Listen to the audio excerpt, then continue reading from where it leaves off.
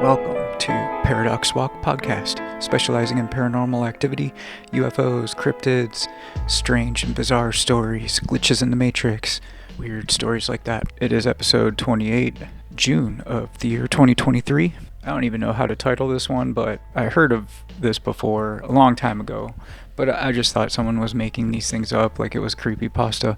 But it's basically today after I've heard about, I don't know, maybe the fifth one. I'm going to read off the story. The name of the story is I Woke Up in a Pod During Sleep, Matrix Style. So if you remember in the Matrix, the basic idea of the movie was somebody goes to sleep inside of a pod and they dream about the earth and the life they live. And when they wake up inside the pod in some kind of like different type of world. I think they were in the same world, but it was just like a different type of world. That's what it sounds like these people are describing, so I'll just go ahead and read it. So it says, this was actually 6 months ago, so it's fairly recent that the person posted this. So she starts off, I think often about that dream, in quotation marks, she put dream, and I wonder if someone had something similar happen to them, or if there's any explanation. This happened some years ago.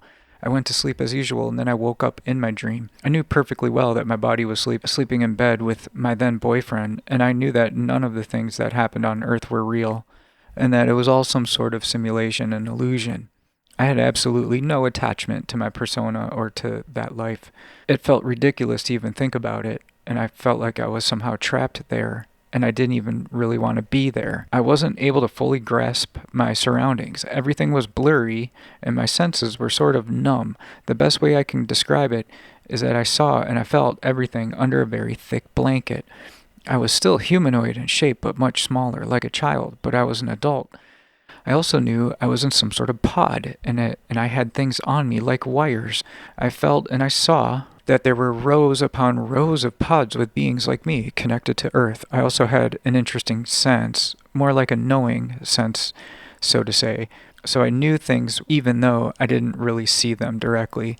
I also knew that I was in some sort of building, and it felt stationary.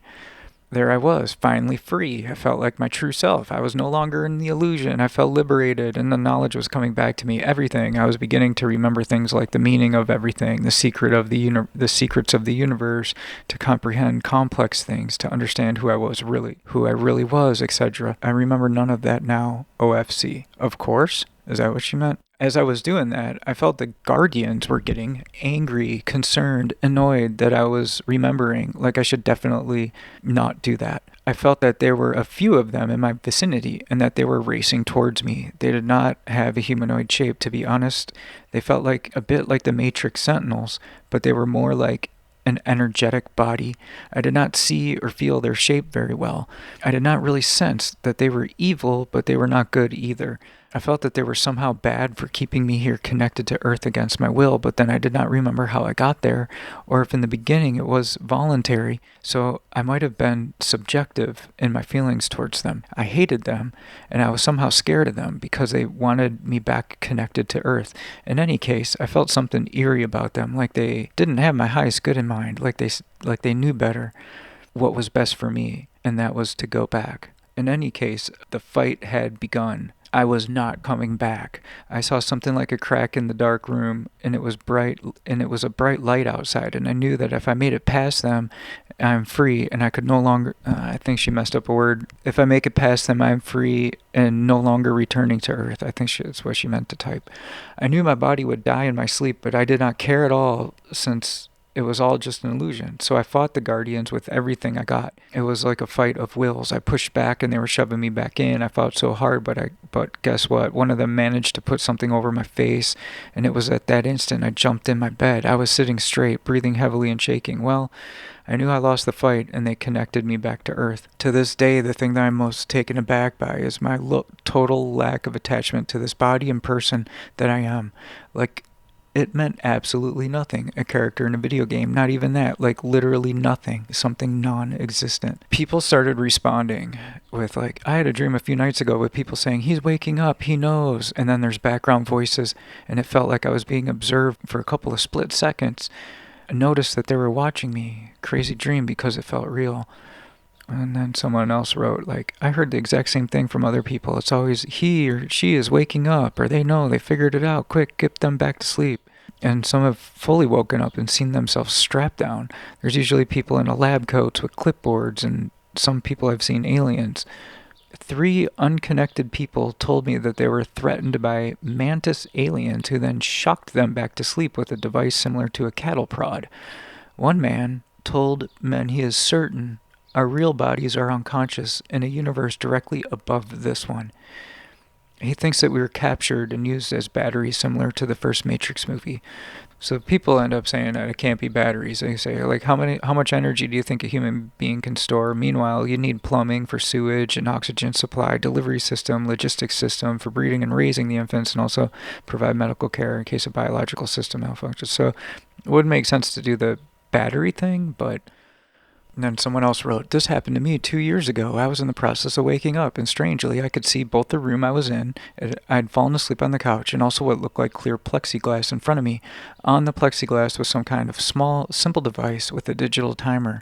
It was facing towards the outside of whatever chamber I was in. I could still see the numbers backwards. It was something like 0000.11, and then I looked and I distinctly heard a voice say, oh shit, she's awake, and I could see the numbers count down.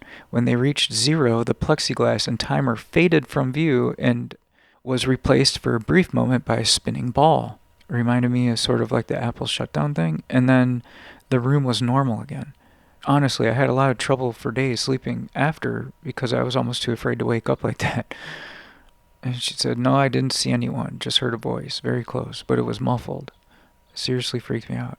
I had this exact same astral experience a few months ago where I woke up to see these pods and wires connecting everyone and everything. As soon as I knew what was going on in the pod world, my consciousness was funneled back to my physical body and I woke up with a jolt and a vibration. Thank you for sharing.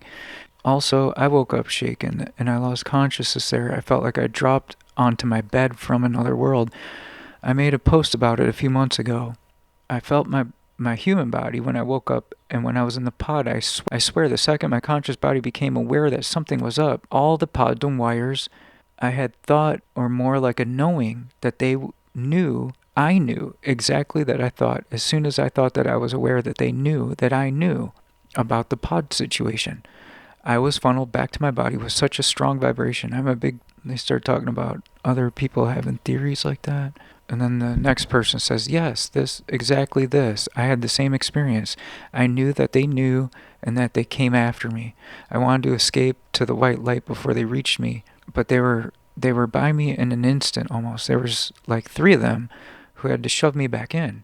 Oh God, how I fought it with all my strength. It was the fight of my life.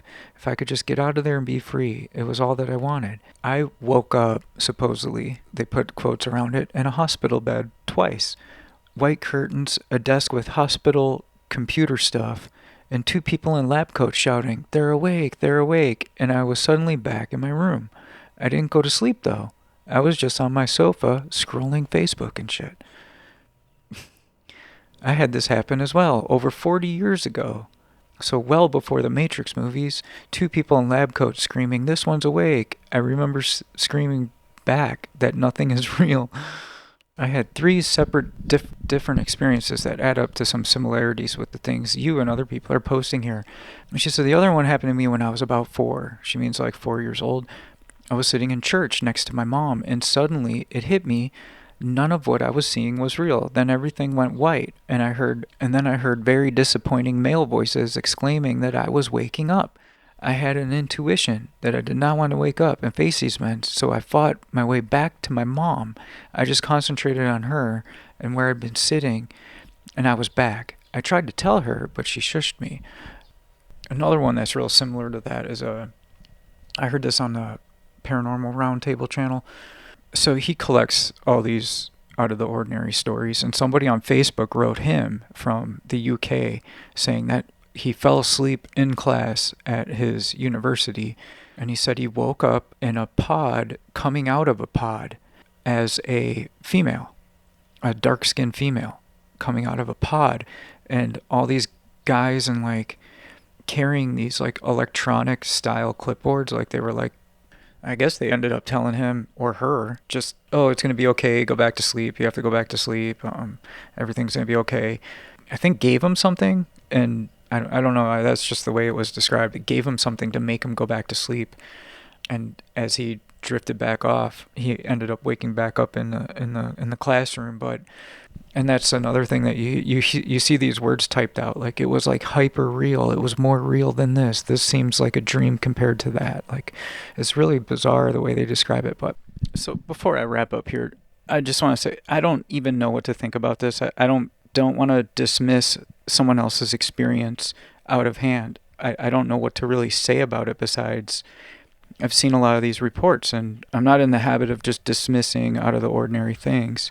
Something that came across my mind while I was reading these stories is, well, what about, near-death experiences? How come people don't, people have claimed to have had, like, basically walk through tours of heaven itself and come back. But then it dawned on me, like, that's assuming that every single what we call person is the same here.